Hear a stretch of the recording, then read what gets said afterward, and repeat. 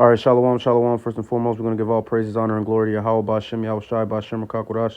Double honors to the apostles, the elders, and the men of great millstone. Shalom to the Akim and a few Akwath who may be listening. This is your brother Batak Allah from the GMS camp here in Chicago, coming back at you with another lesson through the spirit and power of Yahweh Bashem, Yahweh Shai.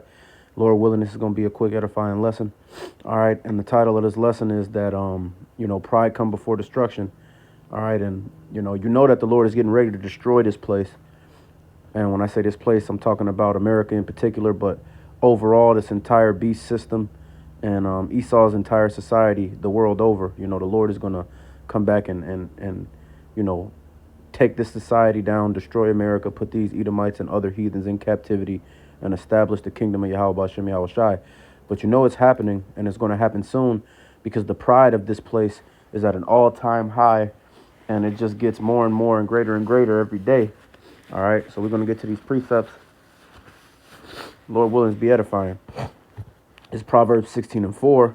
The Lord hath made all things for himself, yea, even the wicked for the day of evil. Salakia. So the Lord is in control, all right? Even in control of these Edomites and these wicked people, all right? So when you're dealing with what you're dealing with in your life, it's nothing that anybody can do to you that the Lord hasn't sanctioned and made those people do to you, all right? But it's all for a lesson, and it's all for us to learn and get better if we be the elect. And, you can read Sirach, the 2nd chapter, and it'll go into that, all right? But, these people, like the Elder Yak always says, all these people and things that we're dealing with it because we're learning how to be gods right now, having the knowledge of good and evil, understanding and learning how to judge things properly and righteously. And in order to be able to do that, you have to know all sides. And so that's why we have to deal with the wickedness right now. But we're also being schooled in righteousness as well. Okay. This is verse 5. Everyone, Salakia, I had to wipe my nose. This is verse 5. Everyone that is proud in his heart is an abomination to Yahweh. Though hand join in hand, he shall not be unpunished. All right. So all these people that walk around proud, these moles, these women, these 2/3, these heathens, the Lord hates that. All right. And the Lord is going to give them a rude awakening when Yahweh Shai comes back to destroy this place. All right. Because they think that JC is who's coming back, and he's going to just forgive everybody for being wicked and accept everybody into his kingdom and all that. And that's not how it's going to happen. Even a lot of you Jakes, 2/3 to be exact, are not going to make it. And Lord willing, those of us that's in this truth do what we have to do in order to avoid that judgment, and we can receive salvation instead of being destroyed with these people, man. All right.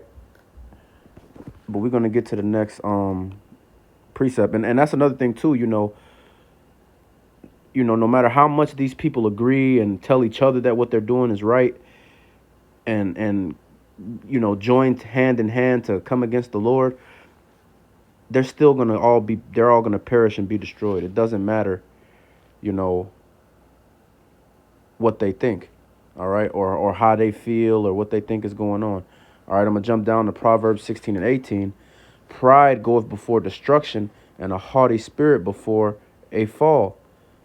Better is it to be of an humble spirit with the lowly than to divide the spoil with the proud. All right, so these proud ass Edomites, these proud niggers, women, all these people, these heathens, they have a proud spirit, especially when it comes to, having an ideology that's against Yahweh Bashem Yahweh Shai, that's anti-Hamashiach. All right, they're proud of being like that. They think that that's the direction that the world is supposed to, well, that is the direction the world is going in, but it's to get destroyed. But they think that that's the direction they need to go in for a prosperous future, is to turn their back on Yahweh Bashem Yahweh Shai. All right. But it's better for us. And I'll say this too, they prosper because they follow after Esau. All right. But it's better for us to be in this truth, to be in a lower state, to deal with the punishment that the Lord is putting us through, which is for our learning and for our betterment, as the Elder Yak would always say, because at the end of the day, we here to serve a sentence and to grow in the spirit and grow in knowledge so that we can be prepared to, Lord willing, be the rulers of the next kingdom and be of the elect. All right.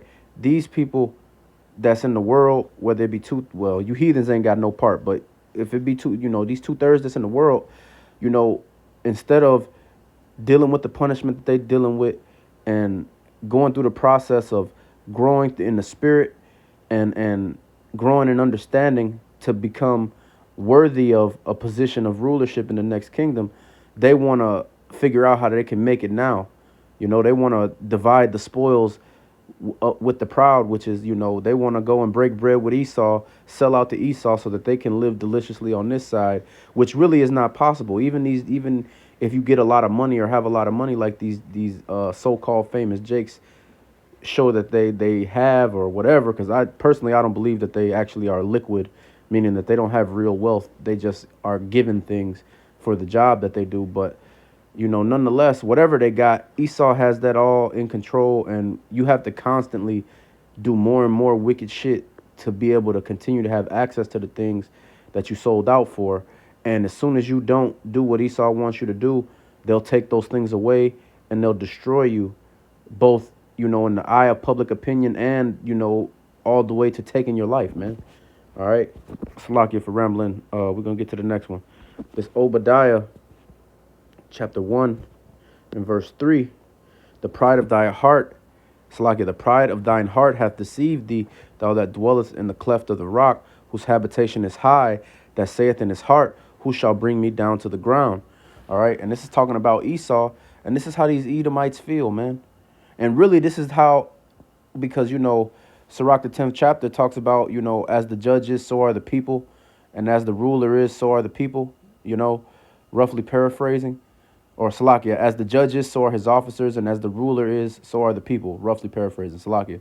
But all of these 2/3, these heathens that come over here, these Edomites, they all have the spirit of that America is just never going to be taken down. And we're going to get that in the scriptures, Lord willing, in a minute. But, that's a proud spirit to look at the things that are happening in the world and to just walk around feeling like it don't matter. World War III is on the brink, but, we're America. We're not going to be touched. Nothing bad is ever going to happen to us. That's a proud spirit, man. And that's why the Lord is coming back to destroy these people, man, because they think that they can't be touched. All right. And even leading up to the Lord coming back and destroying this place, he's going to sick these other heathen nations on America as well, man. So not only is the Lord coming back with thermonuclear fire, chariot fire, etc., but it's going to be a whole time of tribulation, which is Jacob's trouble, that leads up to that, where a part of that is going to be these heathens, whether they come over here to the soil, to America physically, which is more than likely going to happen. They're going to come over here and they're going to jack you people up, man. And all you people that's in the military, when you over there fighting your war, you're going to get jacked up over there too. And then this place is going to get destroyed by Yahweh Bashem Yahweh Shai. All right. But let's keep going. This verse 4, though thou exalt thyself as the eagle, and though thou set thy nest among the stars, thence will I bring me down, saith Yahweh. All right. So you can exalt yourself all you want. You can say that you're the man all you want. You can even convince all of these people, whether it be in America or all over the world, that you are high in the sky and you are mighty or whatever. That, do whatever you got to do.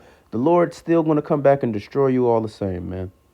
And that's not just for these elite Edomites. That's for everybody that follows in their stead as well, man. All right. We're going to go to Revelation chapter 18 and verse 7. It says, how much she hath glorified herself and lived deliciously, so much torment and sorrow give her. For she saith in her heart, I sit a queen and am no widow, and shall see no sorrow. And that's the American mentality. And really it's the Edomite mentality.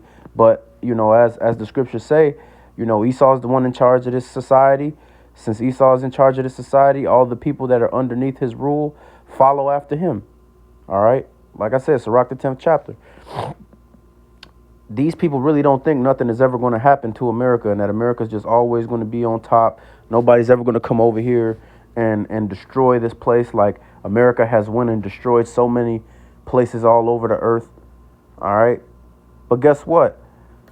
The Lord has been preserving this place for judgment, just like how Pharaoh was preserved and the Lord hardened Pharaoh's heart just so that he could come back and show his power through destroying Pharaoh. That's what's about to happen here, man. All right. This place is referred to as Sodom and Egypt in the scriptures for a reason. All right. This is verse 8. Therefore her plagues come in one day, death and mourning and famine, and she shall be utterly burned with fire, for strong is the Lord Yahweh who judgeth her. And that's it, man. This place is going to be destroyed in an hour, like the scriptures say. And leading up to that, it's going to be a miserable existence in this place, man, for you people that's not of the elect. All right. And Lord willing, the Lord has mercy on those of us that's doing this work, and we're counted worthy to not have to deal with all of that stuff, man. And we can be comfortable as much as possible, and the Lord can fight for us and preserve us and ultimately, reward us salvation. All right. Lord willing. We're gonna go to the next one, because this is what's about to happen to this place, man. Whether you believe it or not, Ripley's believe it or not, this what's about to happen to this place. This Genesis 19 and 24, because I said the scriptures refer to this place as Sodom and Egypt, and this place is going to get the judgment that Sodom got and Sodom and Gomorrah got, but on a much larger scale and a much grander scale. This Genesis 19 and 24, then Yahweh rained upon Sodom and upon Gomorrah brimstone and fire from Yahweh out of heaven, and he overthrew those cities and all the plain and all the inhabitants of the cities and that which grew upon the ground.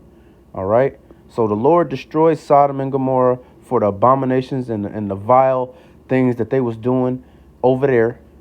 The same things that they doing here. And these niggas here today are on an even more wicked level than they was back then. All right. And like the scripture said, they declare they sin as Sodom. This is what this place is, man. And that's why they're going to get the judgment of Sodom and Gomorrah, but on a much grander scale. All right. Verse 26, but his wife looked back from behind him, and she became a pillar of salt. This is referring to Lot's wife. When they got out of, when they were told to escape Sodom and Gomorrah to avoid the judgment, the angel told them when they were getting out of there, don't even look back. All right. And Lot's wife looked back. Why? Because she craved they was living good in Sodom and Gomorrah. She craved that lifestyle that they had. Not saying that Lot was wicked, because he wasn't. That's why he got delivered. But, he was a wealthy man. They was living comfortably. And she didn't want to leave that behind. And you know how these women are. Even if you righteous yourself, these women are wicked, man. And they like all of this confusion and these Mo activities and all that. They cool with all that shit. They don't want to be in order. All right. So Lot's wife looked back, yearning for Sodom and Gomorrah, and she got destroyed for that, man. All right. And Abraham got up early in the morning to the place where he stood before Yahweh, and he looked toward Sodom and Gomorrah and toward all the land of the plain, and behold, and lo, the smoke of the country went up as the smoke of a furnace. All right. And Abraham was told that Sodom and Gomorrah would be spared. If you could just find one righteous person there, they'll be spared. All right. But all them niggas was wicked. Lot was the only one that got to get up out of there, and that's it. All right. Lot and his daughters got out of there. Even his wife, even Lot's wife got destroyed. And the rest of them niggas got destroyed. And the Lord showed Abraham that he destroyed that place, and he wasn't playing, man. Not that Abraham didn't know or didn't understand that, because he did. But the Lord showed him, like, that this is what these niggas get for that, man. And that's what's about to happen here. All these moles and all this other folly that they got going on around here, that they declare proudly, speaking against the Lord proudly, they're going to pay the price for that, man. All right. And Lord willing, we do what we got to do to be able to avoid that judgment and receive salvation. With that being said, we're going to give all praises, honor, and glory to Yahweh, Bashem Yahushai, Bashem Kakwadash. Double honors to the apostles, the elders, and the men of great millstone. Shalom to all the Akim and the few Akwat who may be listening. Lord willing, us to edify and lesson. Until next time, Kwam Yasharal and the Baba Ball. Shalom.